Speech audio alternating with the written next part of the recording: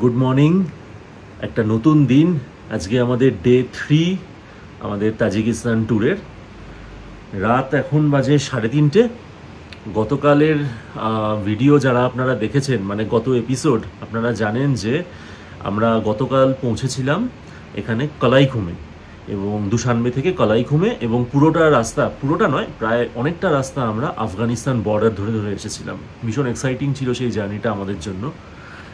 আর আজকে আমরা যাব রুশন থেকে আমরা আরেকটু রাস্তা এগিয়ে তারপরে 7-8 কিলোমিটার মতো হাইকিং করে পৌঁছে যাব গিসাও ভিলেজে। গিসাও ভিলেজ ট্রেক বলা হয় এটাকে। মোটামুটি ঘন্টা 3 মতো সময় লাগতে পারে। তো তার জন্য আমাদের ভোর 4টায় উঠে পড়তে হয়েছে। ভুল বললাম, ভোর 4টে না, রাত 3টায় উঠতে হয়েছে। এখন বাজে 3:50। আর মোটামুটি 10-15 মিনিটের মধ্যে আমরা বেরিয়ে পড়বো। আমাদের জিনিসপত্র এই মুহূর্তে গাড়িতে লাগেজ প্যাক করা হচ্ছে। আমাদের ড্রাইভার ইফতি সে কাজে সাহায্য করছে বাইরে।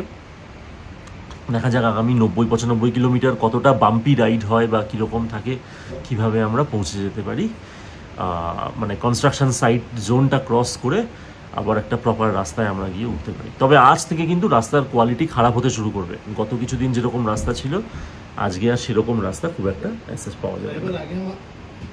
গুড মর্নিং জয়দা। Good morning. Ready for day 3।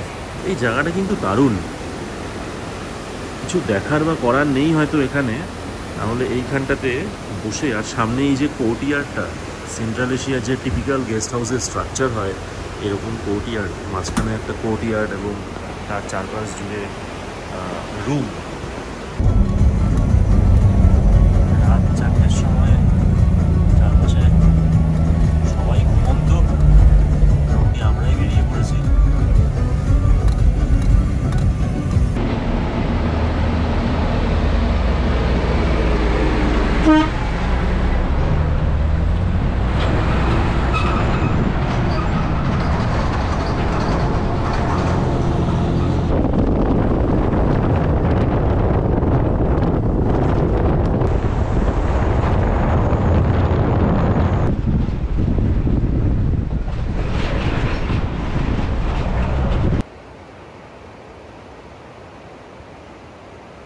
আমরা সকালে জার্নি স্টার্ট করেছি, 3.25 ঘন্টা হয়ে গেছে।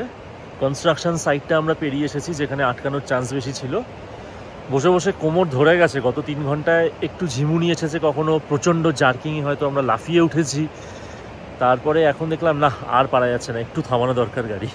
তাই একটা ভালো স্পট দেখে একটু দাঁড়ানো গেল। ভালো স্পট বলতে এই চারদিকে যেরকম ছোট ছোট গাছ গজিয়ে আছে নদীর বুকে। প্রচুর র্যাপিডস দেখেছি আমরা জলের মধ্যে।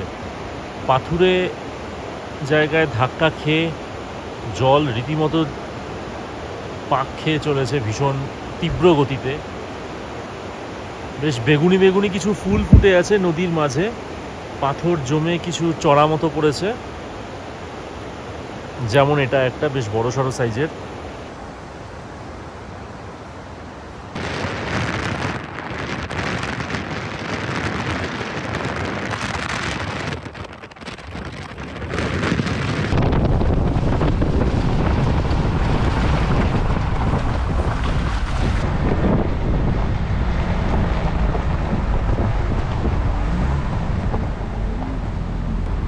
ব্রেকফাস্টের জন্য রাস্তার ধারে একটা জায়গায় দাঁড়ানো হলো।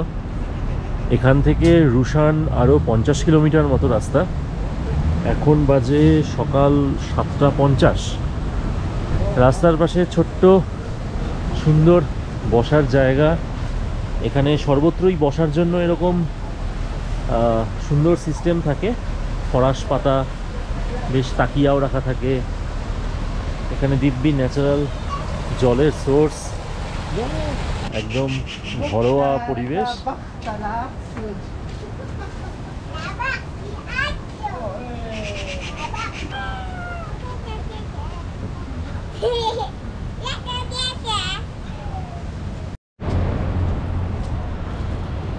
এপ্রিকটের গাছ পরাগ স্যার খুঁজে পেয়েছেন।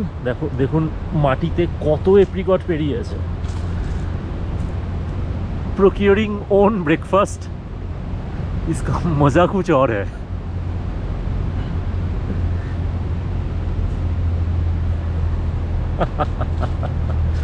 Nice nice nice.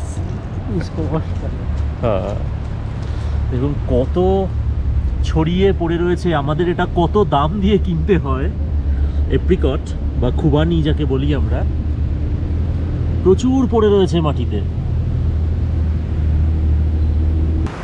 সকাল সকাল মনটা এত খুশিতে ভরে গেল, গাছটাতে যে কত এপ্রিকট ফুলে আছে, প্রচুর। এই দেখুন কত এপ্রিকট বা খুবানি যাকে বলি। আর এখানে গাছে রাসবেরি রয়েছে, মানে এগুলো প্রচুর দামে বিক্রি হয়।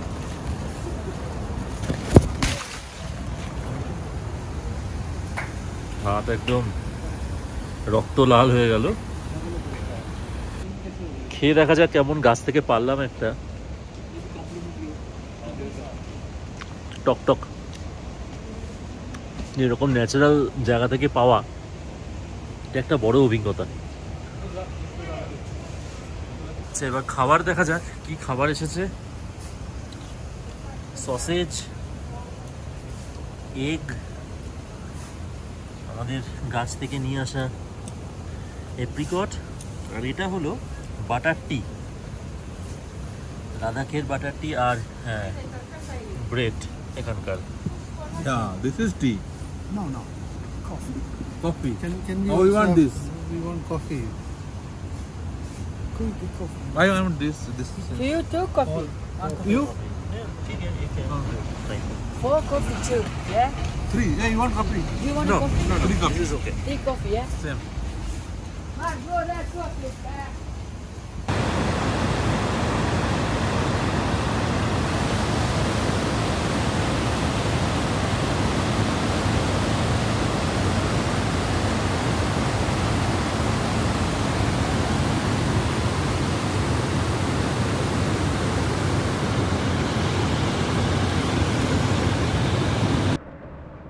আমরা রুশন এসে পৌঁছেছি।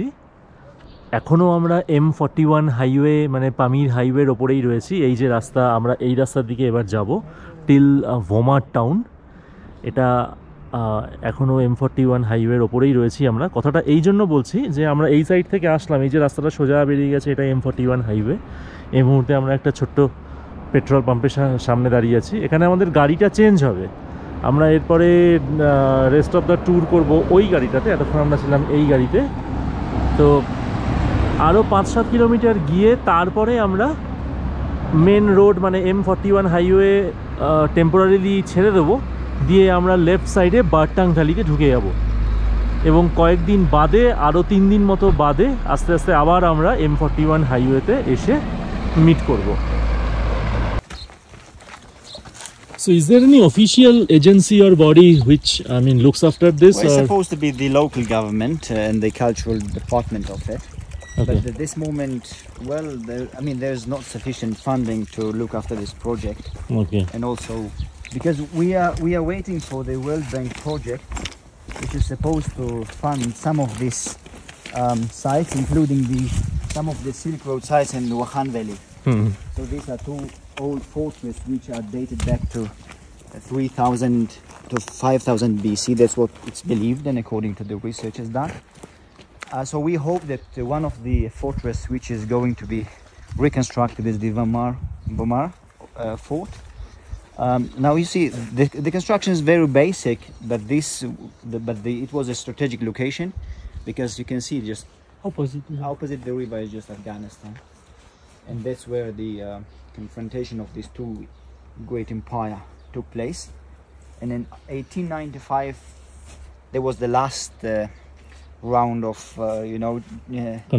conflict that divided the border and made it Tajik and Afghanistan. Otherwise, people who are living on the other side, they are either, there have been many cases that one brother was living in this side, the other was living on the other side, and within one night one became Tajik and the other became Afghan.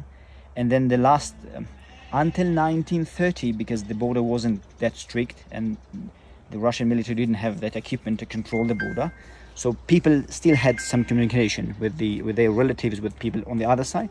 But after 1930, so that was totally closed. And in 1991, when the Soviet collapsed, when we had independent states. So with the help of the Aga Khan Development Network, they constructed 5 bridges to connect Tajikistan and Afghanistan. One you will see in Khorog on Goyrutin. The first one you will see in Ishkashim in Wakhan. And then we used to have, again, to renew the trade and the relation with them, there was some border markets. But unfortunately, after the Taliban takeover, now most of them, not most of them, all of them are closed.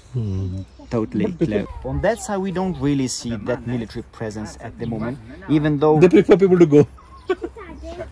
Well, because here, from our side, the border is strictly controlled, not from that side. Even when the Taliban took over the government, we didn't really feel their presence on the other side, because just 2 guy came in a pickup and they said, okay, we having the flag and that's it. And they left. Because they cannot have that much army to, deploy everywhere. To man the border. Yes. Right? They don't need us. And they don't need Nobody invite them. They would want to come here. Nobody will don't want to go. Yeah, that's the... And this is all military zone, so please do not take photo or don't shooting. ভামার fortress দেখলাম আমরা এইমাত্র, কথাও শুনলাম আমাদের guide যিনি ছিলেন এখানে, যে রাশিয়ানরা এখানে লোকালদের হেল্প করেছিল, যে ওইদিকে যে আফগানিস্তানের পাহাড় রয়েছে সেখান থেকে রেডাররা যখন এখানে আসতো আক্রমণকারীরা, তাদের হাত থেকে লোকালদের বাঁচানোর জন্য এটা তৈরি হয়েছিল, একটা ছোট ফোর্ট মতো একটা তৈরি হয়েছিল। এবং এখানে লোকাল লোকেরা সে সময় আশ্রয় নিতেন, এবং সেই জন্য এটা একটা ঐতিহাসিক একটা জায়গা। মোটামুটি 1000 বা 1200 খ্রিস্টাব্দে এটা তৈরি হয়েছিল। এখন এই মুহূর্তে সংরক্ষণের কাজ এখানে করার কথা গভর্নমেন্ট ডিপার্টমেন্টের, কিন্তু ফান্ডিংয়ের অভাবে সে ব্যাপারটা ডেফিনেটলি আটকে আছে, তাই এরকম ভগ্নপ্রায় দশা। যাই হোক, একটা এখানকার ট্র্যাডিশনাল এবং হিস্ট্রি জড়িয়ে থাকা একটা জায়গা দেখা গেল। এরপর আবার আমরা সামনের দিকে এগোতে থাকবো। ভামার টাউনে আমরা চলে এসেছি। এখানে ছোট ছোট দোকান, রেস্তোরাঁ এগুলো রয়েছে। এখানে আমরা একটু খাওয়া দাওয়া করে নেব, কারণ এরপর আর সেরকম কিছু খাওয়ার জায়গা পাওয়া যাবে না, একদম গিসাও ভিলেজ চলে যেতে হবে ট্রেকিং করে। তো তার আগে Vanilla? Strawberry? No, vanilla. Ice cream. Lunch এসে গেছে আমাদের। আজকে অনেক দিন বাদে ফর এ চেঞ্জ রাইস। বিনয়দা বলছে যে আমরা ব্রেড খেতে খেতে বোর হয়ে গেছি, তো আমরা একটুখানি রাইস খাওয়া যায়। তো আজকে হচ্ছে গ্রিল চিকেন, বেশ ভালো লাগছে দেখতে জিনিসটা। আর তার সাথে এখানকার যে প্লভ, যে এখানে গাজর থাকে, কিছু ড্রাই ফ্রুটস থাকে, চানা, কাবলি চানা এগুলো রয়েছে, আর গ্রিল চিকেন অ্যাজ ইউজুয়াল, সাথে কম্পোট, যেটা এখানকার ফল ও সবজির বেসিক্যালি ফলের মিক্সড একটা জুস। ভালো রিফ্রেশিং, সাথে দই আছে, চিকেন এটা দেখা যাক।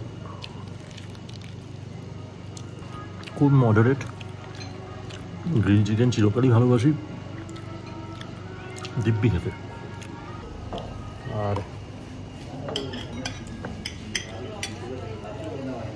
দুজন ডাক্তারবাবু আমাদের এগ স্যালাড, সেই তাদের জন্য আজকে এই খাবার, তো ভালোই। আর কম্পোট। চমৎকার লাঞ্চ খাওয়া হলো, রাইস, গ্রিল চিকেন আর সমস্ত কিছু।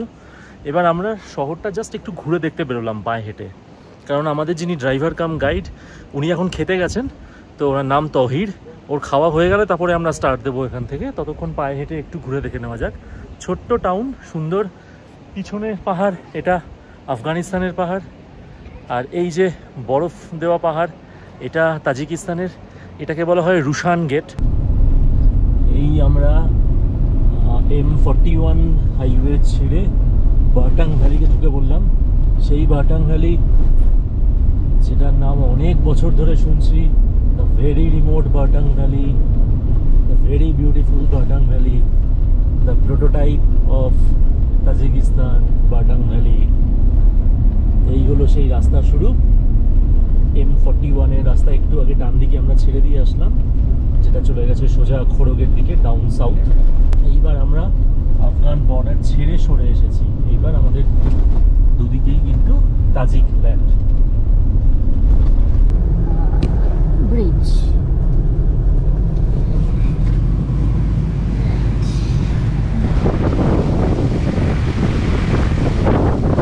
এই আমরা এসে পৌঁছেছি রুশান থেকে 24-25 কিলোমিটার আগে ব্রিজ পয়েন্টে। যে ব্রিজ পয়েন্ট থেকে এর আগে আমরা আর গাড়ি নিয়ে যাব না, তাই এখানে আমাদের গাড়ি পার্ক করা হয়েছে। এই রাস্তার উপরেই গাড়ি থাকবে সারা রাত, এমনি কোনো সমস্যা নেই। আর কালকে আমরা এখন এখান থেকে এই ব্রিজ পেরিয়ে, এই ব্রিজ ক্রস করে ওই পারে গিয়ে সেখান থেকে আমরা হাঁটতে হাঁটতে স্টার্ট করব। এখান থেকে প্রায় 8 কিলোমিটার মতো ডিস্টেন্স, সেখানে হলো জিসাও ভিলেজ। তো সহজ ট্রেক, এমনি কঠিন কিছু নেই। শুধু এখানে একটা পুলিও রয়েছে, দেখতে পাচ্ছি যে ওই পারে একটা পুলি মতো দেখা যাচ্ছে। আর এটা পায়ে হেঁটে পেরোনোর, পুলিটা ঠিক সুবিধার ব্যাপার হবে না হয়তো এখানে ক্রস করার জন্য। এখন নিচে বাটাং রিভার তীব্র গতিতে বয়ে চলেছে। তো এখন সময় হলো ঘড়িতে 1:25। তো মোটামুটি 3:30-এর মধ্যে ডেফিনেটলি পৌঁছে যাওয়া উচিত। He is Tahir, he is our guide and driver. He will be with us for the next 7 or 8 days. He will lead us to Jisao village and he is excellent. I mean, he is explaining every bit while coming through the Bartang Valley. So we'll enjoy your company for sure, Tahir. Thanks. Thank you so much. You're welcome. Welcome again to Tajikistan, to Bartang. It's my homeland and very beautiful. Enjoy too. দুজন পেরিয়ে গেছে রাস্তা, মানে bridge. আমাদের Neeraj sir এখন পেরোচ্ছেন।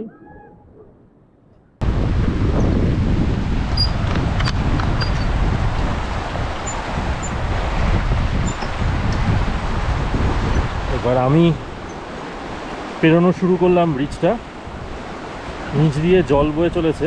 ক্যামেরার দিকে খুব বেশি নজর রাখা যাচ্ছে বলবো না, কারণ একটা অদ্ভুত ফিলিং হচ্ছে দুপাশে খোলা ব্রিজ বলে পেরোতে গিয়ে। এপাশে একটু চেষ্টা করি ঘুরিয়ে দেখানোর। এই নদী বয়ে আসছে এদিক থেকে, আর এই বয়ে চলেছে এদিকে।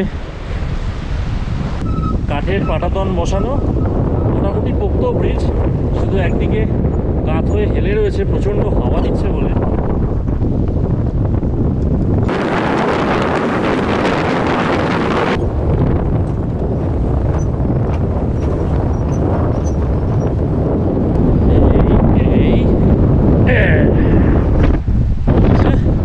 ব্রিজ পেরিয়ে চলে আসলাম। অনেকটা জান্সকারের সেই ফুকতাল মনাস্ট্রির ট্রেকের কথা মনে পড়ে যাচ্ছে। আপনারা হয়তো কেউ দেখে থাকবেন আমার সেই ভিডিও। যদি না দেখে থাকেন ডেফিনেটলি দেখে নিন, কারণ ফুকতাল মনাস্ট্রি ইন্ডিয়ার জান্সকারে আরেকটা অসাধারণ হাইকিং এক্সপিরিয়েন্স। এইবার রাস্তা একটু খাড়াই উঠতে আরম্ভ করেছে। সিম্পল রাস্তা, কোনো সমস্যার কিছুই নেই। এই প্রথম একটা চড়াই দেখা গেল এখানে। যত দূর পর্যন্ত দেখতে পাচ্ছি জায়গাটা ওই পয়েন্ট অবধি গিয়ে এই যে রিচটা নেমে আসছে, এই রিচটাকে টপকে পিছনে এর বাঁদিকে চলে যেতে হবে। পুরোটাই চড়াই এখান থেকে। দূর থেকে একটা নদীর ধারা বয়ে আসছে, হয়তো এটাই সেই একটু আগে দেখা গিসাউধারা রিভার। এই জায়গাটা এসে একটা লেকের মতো ফরমেশন করেছে।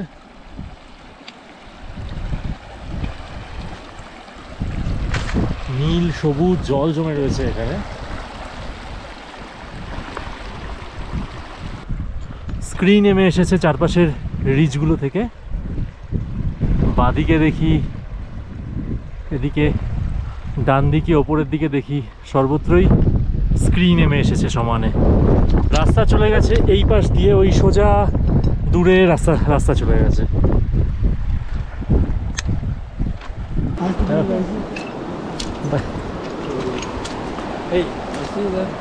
You see the thing coming down there? yes. The village is just when it's coming down at the Ah. last one. Is the last one you see. That ridge. Okay. Yeah. But it's still a long way. We'll go slowly. Bye bye. এরা ফিরছেন, আমাদের বলে গেলেন যে এখনো 2/3 মতো হয়তো রাস্তা বাকি আছে। তো ওই সামনে দূরে যে ডান দিক থেকে রিচটা দেখা যাচ্ছে সেইটার ওখানে হয়তো বা নিচে, সেটা নিচের দিকে বোধহয় গ্রামটা। কি অদ্ভুত সুন্দর যে লাগছে গিসাউদারা রিভার, একদম ধপধপে সাদা জল, প্রচন্ড খরস্রোতা নদী, হু হু করে নেমে আসছে আপন মনে পাগলপাড়া।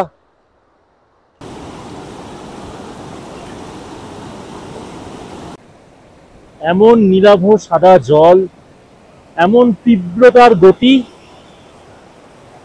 এই যে একটা শুভ্র তার রং, আর এই অসামান্য আওয়াজ আর স্রোত,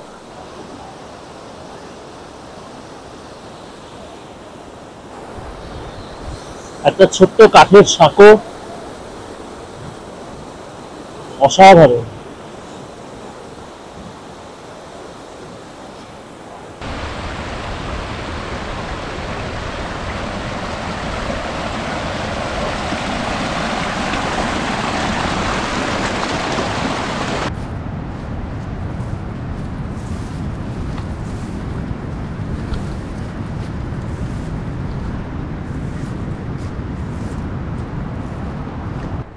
আট কিলোমিটার রাস্তা চলতে চলতে এই প্রথম একটা পাথরের বাড়ি দেখা গেল। এই বাড়ি, আর দূরে হরাইজনে রয়েছে বরফের পাহাড়, আর ডান দিকে ইলেকট্রিসিটি পোল পোতা রয়েছে, ইলেকট্রিকের তার গেছে এখান থেকে নিচে গ্রামের দিকে। চারপাশে ঝোপে ঝাড়ে খেতে চেরি ফল গজিয়ে রয়েছে, মানে সবচেয়ে আশ্চর্য হওয়ার মতো ব্যাপার এটাই।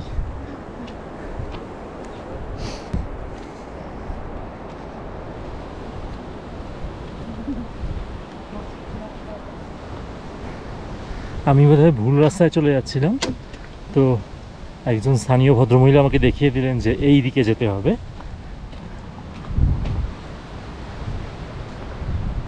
এবার কোন বাড়িটা আমাকে বলেছিল দ্বিতীয় বাড়িটা, তো পিছনে এটা যদি প্রথম বাড়ি হয় তাহলে হয়তো বা সামনের এই বাড়িটা হওয়ার চান্স। দেখা যাক। হ্যাঁ, দেখতে পাচ্ছি এসে গেছি আমরা। তাহলে এই আমাদের হোমস্টে গুলশো, ওনার হলেন গুলশো। এখানেও কি এগুলো বোধহয় পিচ ফল। হ্যাঁ, এগুলো এখনও কাঁচা, পেরে লাভ নেই, মাটিতে একটা পড়ে রয়েছে, আমি তুলে দেখাই। পিচ ফল পড়ে রয়েছে।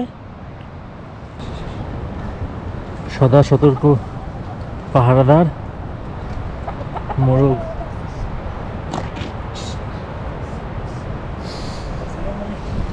সালামত। পাথর সাজিয়ে তার নিচে কাঠ দিয়ে আগুন তো জ্বালানো হয়েছে, কিন্তু ধোঁয়া যাতে চারদিকে ছড়িয়ে না পড়ে তার জন্য এই সামনে রয়েছে একটা চিমনি, মানে মাটির তলা দিয়ে গিয়ে ধোঁয়াটা চিমনি দিয়ে চ্যানেলাইজ হয়ে বেরিয়ে যাচ্ছে। খুব ক্লেভার, এবং ব্যাপারটা বেশ ভালো, যাতে আগুনে ক্ষতি না, মানে ধোঁয়াতে যাতে ক্ষতি না হয়। 5 meters, but go in the lake. Turn. Or you see not in the field, but straight here. Okay. Go in the lake. Okay. Straight and then right. Yes. Okay. Okay. দেখা যাক চান করা যায় কি না। হ্যাঁ, আমাদের যেটা ভুল হয়েছে, এক্সট্রা আন্ডারওয়্যারের সেট নিয়ে আসা হয়নি, বা এক্সট্রা মোজাও নিয়ে আসা হয়নি। টাওয়েল তো একটা আছে ব্যাগে, কিন্তু আবার আন্ডারগার্মেন্ট ভিজে গেলে আবার মুশকিল, কারণ সূর্যের আলো পড়ে এসেছে, কাল আবার সকালে বেরোতে হবে, শুকোবে বলে তো মনে হচ্ছে না। তো ওটাই একটা একটু চ্যালেঞ্জ। দেখা যাক, পৌঁছই। ও দুর্দান্ত সুন্দর লাগছে, আলো রোদ পড়ে।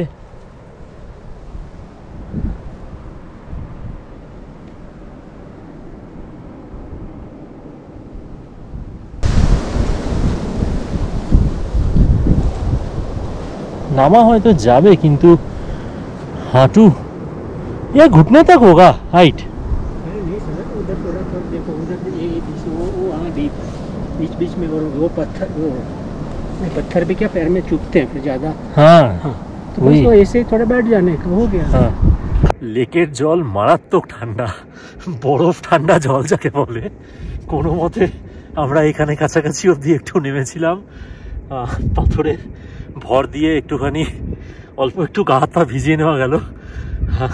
হার্ডলি 30 সেকেন্ড হয়তো জল থেকে উঠে রোদের মধ্যে গা শুকিয়ে নেওয়া, মজা হলো। কিন্তু এখন 5টাও বাজেনি, অনেকক্ষণ এখনও সূর্যের আলো থাকবে। আমরা আরাম করে এখন রোদে খানিকক্ষণ বসে থাকতে পারি। চারদিকে ঝকঝকে সবুজ, একদম অরিজিনাল কালার। এরপরে আছে খিজেজ ভিলেজ, আর আরও একটা খিলেজ বা এরকম আরেকটা নাম। তো এরকম পরপর 2-3টে গ্রাম আছে যেখানে সাধারণত ট্রেকাররা আসে এবং একদিন বা দুদিন থেকে যায় এখানে।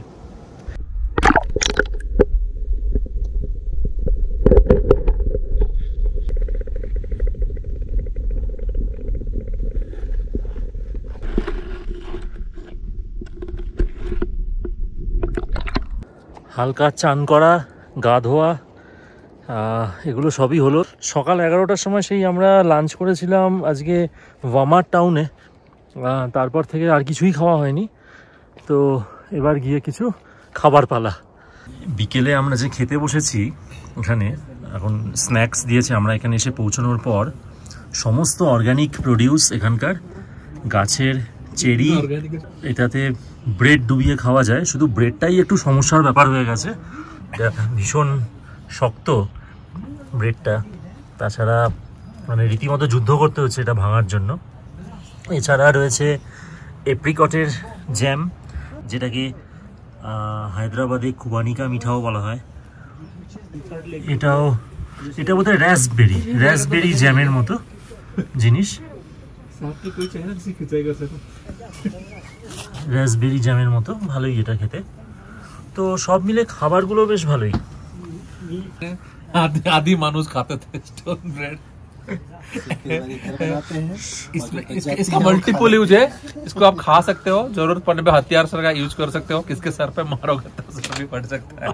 ठीक है, और ये मुझे नहीं लगता कि पूरा ग्रुप भी, हम पूरा ट्रिप भी इसको खत्म कर पाएंगे अगर ये आपको चैलेंज दिया जाए तो। और मेरे हिसाब से इसको एक पीस हमको इंडिया लेके जाना चाहिए, हर घर में अपने शोकेस में रखना चाहिए। या तो हर पतियों को देना चाहिए, पत्नी के साथ लड़ाई हुआ तो एक तरफ बेलन एक तरफ ये रोटी। हाँ, रोटी।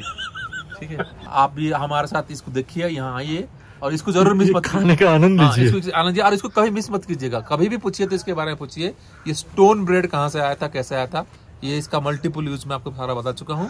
ठीक है, आके ब्लॉग में देख लीजिएगा। Thank you Vinay ji for explaining in such a delicate वे।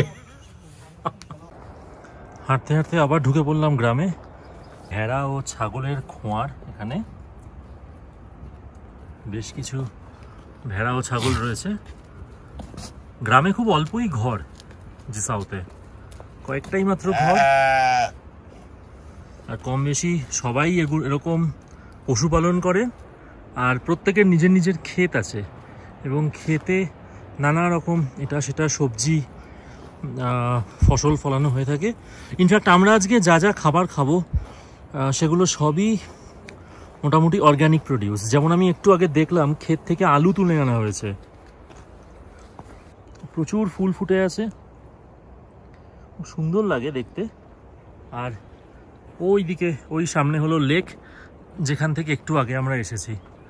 পরন্ত বিকেলের আলোয় বেশ সুন্দর লাগছে জিসাওকে। আশেপাশের পাহাড়ের চূড়াগুলোতে বরফের মধ্যে গোল্ডেন লাইট, এগুলো সবই বোধহয় এদের ক্ষেতের। এই আলুগুলো দেখছিলাম একটু আগে, এই যে খোসা ছাড়ানো শিকড় শুদ্ধ এই যে এই আলুগুলো তোলা হয়েছে ক্ষেত থেকে খানিকক্ষণ আগে। পেঁয়াজও হয়তোবা এখানকারই, একদম অর্গানিক খাবার সব কিছু। গত 2-3 দিন যেরকম আমাদের ডেলি দৌড়োদৌড়ি করতে হচ্ছে, বা আজকে যেরকম ভোর 4টের সময় উঠতে হয়েছিল, রোজই তো এরকম থাকবে, কোথাও থেকে বেরোনো, কোথাও যাওয়া, পৌঁছানো। তো আজকে সেক্ষেত্রে অনেক তাড়াতাড়ি আমরা পৌঁছে গেছি এবং সারাটা দিন জাস্ট রেস্ট করে কাটানোর ভালোই লাগে। এরকম মাঝখানে মাঝখানে দুটো একটা দিন পাওয়া গেলে পুরো ট্রিপটা যেন আরও বেশি করে এনজয় করা যায়। কি মনে হয় আপনাদের?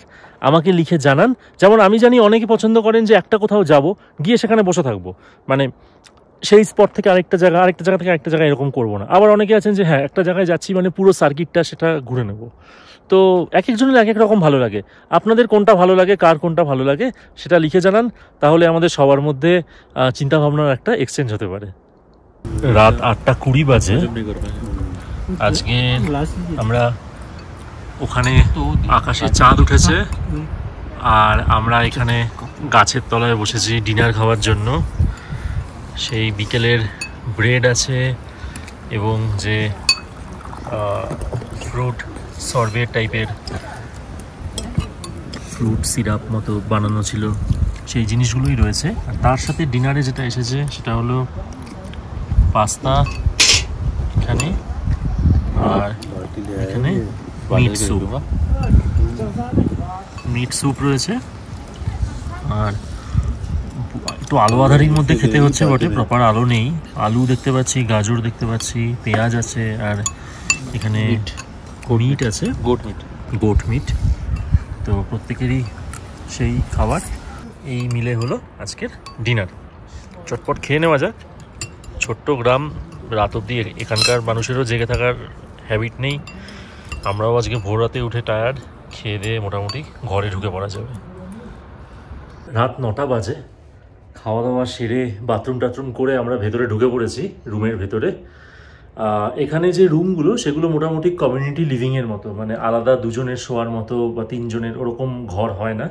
টানা ঢালা বিছানা এখানে করা থাকে, আর যাতে মানে পরপর 4-5 জন মানুষ আরামসে শুতে পারেন। যেমন এখানে মাটিতে এরকম কাঠের একটা বোর্ড মতো দেওয়া আছে, আর তার উপরে এই বিছানা, উপরে কার্পেট পাতা রয়েছে, নিচে কার্পেট। এটা মাটি, যেটা দেখতে পাচ্ছি এটা হলো মাটি দেওয়া একটা মাটির বেদি মতো, লম্বা বেদি মতো, ঘরের এ মাথা থেকে ও মাথা অবধি। আর তার মধ্যে তার উপরে রয়েছে কার্পেট পাতা। আর ঘরের শেষ মাথায় এখানে প্রচুর বালিশ এবং কম্বল, তো লেপ তোষক বালিশ এগুলো রাখা আছে। মানে যেভাবে আপনি লম্বা হয়ে বা চওড়া হয়ে যেভাবে পছন্দ সেভাবে শুয়ে পড়া যেতে পারে। আমাদের রুমটা দেখিয়ে দিই। এই যে এদিকে পরপর গদি বিছানা সমস্ত রাখা রয়েছে। এই এদিক থেকে ঢালাও বিছানা, 1 জন 2 জন 3 জন 4 জন 5 জন 6 জন, মোটামুটি 6 জনের শোয়ার মতো। এমনকি কেউ যদি এখানে শুতে চায় তাহলে আরেকজনও হয়ে যাবে, 6 থেকে 7 জন শুতে পারবে। আপাতত আমরা 4 জন আছি, 4 জনেই এই ঘরে। সেই একই রকম সিস্টেম, পা দিয়ে ওঠার জন্য একটা সিঁড়ির মতো স্টেপ, আর তার উপরে বিছানা। সবাই এখন ঘুমের দেশে মোটামুটি। আর একটা ইন্টারেস্টিং জিনিস হলো যে ছাতে ওপরে এই জায়গাটা ফাঁকা, কাঠের ছাদ, ওপরটা ফাঁকা, হয়তো ভেন্টিলেশনের জন্য একটা বিরাট ফাঁকা রয়েছে। আমি জানি না বৃষ্টি হলে বা বরফ পড়লে ব্যাপারটা ঠিক কীরকম দাঁড়ায়, কিন্তু আপাতত মোটামুটি এই হলো সেট আপ। বাইরেটা ঘুটঘুটে অন্ধকার, সামনে একটা লাইট জ্বলছে তাই এখানে একটু আলো দেখা যাচ্ছে। ওই জায়গাটাতে দূরে আমরা বসে খাবার খেয়েছিলাম। আকাশে চাঁদ আরও অনেকটা উঁচুতে উঠে গেছে, আশেপাশে আর কোনো কিছুই নেই। রাত্রেবেলা বাথরুম পেলে এটা একটা সমস্যা, মানে ওই সোজা অন্ধকারে গিয়ে চোখ বন্ধ করে কাজ সেরে আসতে হবে, আর এছাড়া কোনো অপশান নেই। কারণ ল্যাট্রিন বলতে এখানে যা আছে সেটা টিবেটান স্টাইল, মানে জাস্ট একটা গর্ত, সেখানে জাস্ট বসে পড়তে হবে। সেটা ওই গাছগুলোর নিচে ওইখানে দূরে, মানে রাত্রেবেলা কারোর কোনো প্রয়োজন হলে অতটা নিচে যাওয়া কাইন্ড অফ ইম্পসিবল, অতটা দূরে যাওয়া কাইন্ড অফ ইম্পসিবল। শুয়ে পড়ি তাহলে। ঘর দেখানো হলো, খাওয়া দাওয়া সব কিছুই হলো। তাহলে এর সাথে সাথে শেষ হচ্ছে আমাদের আজকের ডে 3 এর জার্নি। আমরা জিসাও ভিলেজে আজকে এসে পৌঁছেছি। সারাদিন আজকে ঘন্টা 3 মতো ট্রেকিং করে, আর এখানে আমরাই একমাত্র অতিথি আজকের দিনে, আর কেউই এখানে নেই। তো খাওয়া দাওয়া করে সারাদিনে আমরা দেখালাম যে এখানে আশেপাশে কি আছে, জিসাও লেকটা কেমন, সব কিছু দেখালাম। আপনাদের কেমন লাগলো জানাবেন। আগামীকালও আমরা বার্টাং ভ্যালিতেই থাকবো। আরেকটা ভ্যালিতে আগামীকাল আমরা যাব, সাভনম ভিলেজ। সেটারও সমস্ত রকম ডিটেল আগামীকালের জার্নি সমস্ত ডিটেল আসবে নেক্সট এপিসোডে। দেখতে থাকবেন আনচার্টেড মাইলস। আশা করি আপনাদের কাছে গোটা ব্যাপারটা ভীষণ ইন্টারেস্টিং লাগছে, কারণ সমস্ত নেচার এবং সমস্ত কালচারটাই পুরোটা একদম অন্যরকম। আশা করি ভালো লাগছে। সাথে থাকবেন, কাইন্ডলি সাবস্ক্রাইব করবেন, আর আপনাদের নিজেদের চেনা জানা আত্মীয় পরিজন বা বন্ধুবান্ধবদেরও জানাবেন যে পামির মালভূমি, যাকে আমরা পৃথিবীর ছাদ বলে থাকি, সেখানকার কালচার কীরকম তার সমস্ত ডিটেল পাওয়া যাচ্ছে, দেখা যাচ্ছে আনচার্টেড মাইলস চ্যানেলে। ভালো থাকবেন সবাই। শুভরাত্রি আজকের মতো।